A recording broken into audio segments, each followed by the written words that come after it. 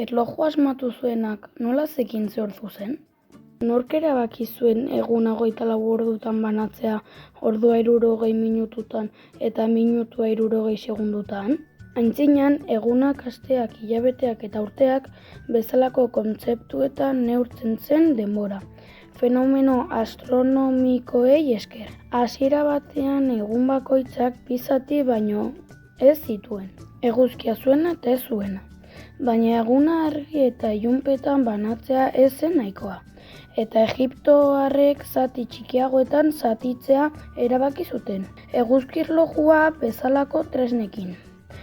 Elementu hori esker, egiptoarrek erabaki zuten egunsentiaren eta iluntzearen artean 12 tarte zeudela. Lehena eguzkia ateratzean, eta azkena sartzean. Baina arazo bat sortu zitzaien.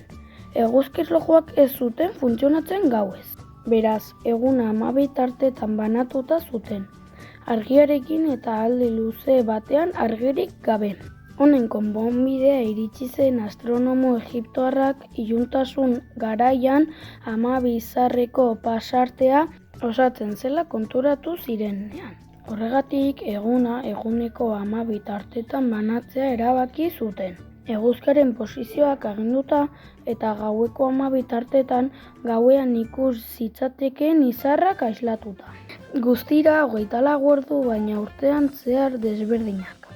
Udan luzeagoak eta neguan laburragoak. Sistema hau erromatarrek hartu zuten eta zergatik 12 ordu eta ez beste zenbaki bat? Babilonia bezalako beste zibilizazio batzuen herentzia zor zaio. 10aren ordez, 12an oinarritutako kontatzeko sistema bat erabiltzen baizute. Modu zehatz batean zatitzeko modu asko dituelako.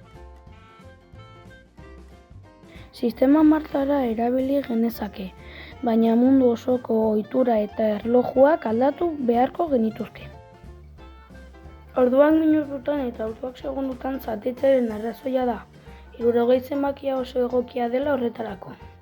Lehenengo 6 zenbakiaren artean zatigarriena da, baita 10, 12, 15, 20 eta 30 zenbakien artean ere.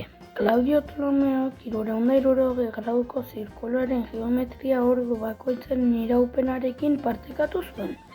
Gradu bakoitza 60 zati berdinetan bana daiteke, eta hauek 60etan berriro.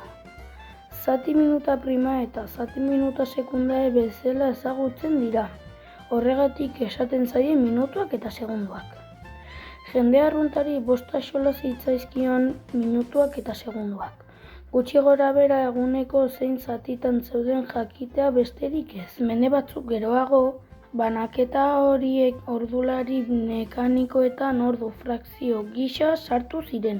Aparatoien zehaztasuna erdiaroan bakarrik bihurtu zen garrantzitsua. Otoitz eta lan denboren ordutegi zorrotza behar zenean. Milaka urte dituen sistema erabiltzen jarraitzen dugun arren, teknologia funtsezkoa izan da gure neurketa eguneratuta mantentzeko. Gaur egun ia ez ditugu eguzkiare edo pendulo erlojuak erabiltzen. Mekanismo zehatzago ez fidatzen gara.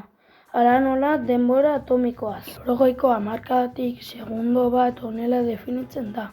Zesio atomo bati 9 bilioi oszilazio baino gehiago egiteak hartzen dion iraupena. Eredu berri honekin mundu osoko erlojuak sinkronizatuta mantentzeko denbora unibertsal koordinatuta edo UTC kontzeptua sortu zen.